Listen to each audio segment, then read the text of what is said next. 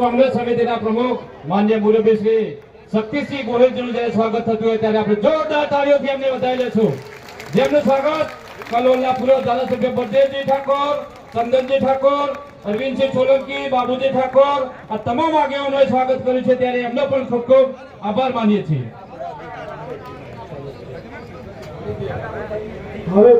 लोक नेता करके ज्ञानीबेन की पहचान बनासकांठा और गुजरात में पिछले सालों में हुई है.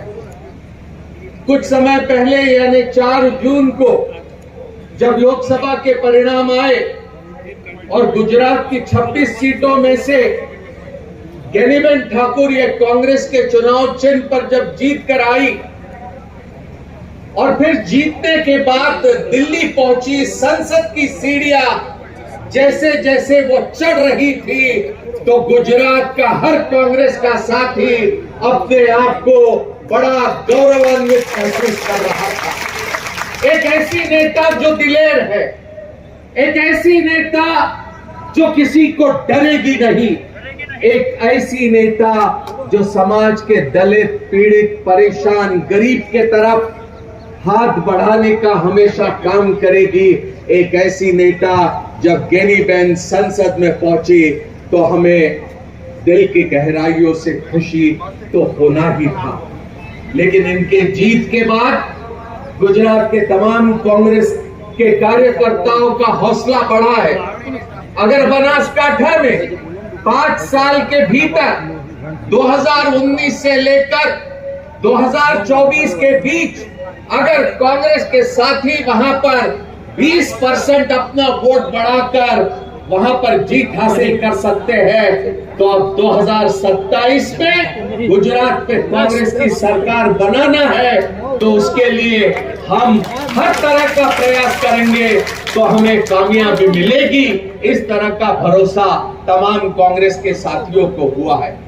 मैं लंबी बात नहीं कहूंगा, पहले ही काफी वक्ताओं ने अपनी बात यहाँ पर रखी है और जिनका हम सम्मान कर रहे वो ज्ञानीबेन ठाकुर मेरे बाद अपने विचार यहाँ पर रखेंगी. 2-3 चीजें आपके सामने संक्षेप में रखूंगा. पहली बात, यहाँ चंदन जी ठाकुर एक प्रस्ताव लेकर आए और कह रहे थे कि 27% आरक्षण 54% लोगों के लिए यहाँ पर रखा गया और पिछले सालों में 127 अन्य जातियों को भी पिछड़ी जातियों में जोड़ दिया. लेकिन 27% आरक्षण ये 27% ही रहा है. मैं यहाँ पर पूरी जिम्मेदारी के साथ कांग्रेस पार्टी की तरफ से ये कहने के लिए यहाँ पर आया हूँ कि कल जब कांग्रेस की हुकूमत ये दिल्ली में बनेगी तो 50% आरक्षण पर जो बंदी लगाई है उसे हम हटाएंगे. संसद में एक कानून लेकर आएंगे और जो गरीब है, पीड़ित है, शोषित है, परेशान है, जिसके आंखों में आंसू है, जिसके हाथों को सहारा नहीं, उनको रोजगार देने के लिए, उनको आर्थिक सहायता देने के लिए हम आरक्षण बढ़ाने का काम करेंगे. इसमें दलित आदिवासी तो रहेंगे, इसमें बख्शी पंच रहेंगे, इसमें समाज का गरीब रहेगा, चाहे वो पिछड़ी जाति का हो या सामान्य वर्गों का हो, हर गरीब को हिस्सा मिलेगा. इस तरह का इरादा लेकर हम लोगों के बीच जाते हैं और जाते रहेंगे. ये पिछले दिनों में जिस तरह का राहुल गांधी जी ने लोगों के सामने अपना विचार रखा कि जातिगत जनगणना करके हम समाज में किस तरह की परिस्थिति, कौन सा समाज किस हालत में है, इसको हम पूरी तरह से जानने की कोशिश करेंगे और जिसको जिस तरह की आवश्यकता होगी उसकी वो आवश्यकता पूरी करने का हम प्रयास करेंगे. जातिगत जनगणना ये हमारा एक संकल्प है.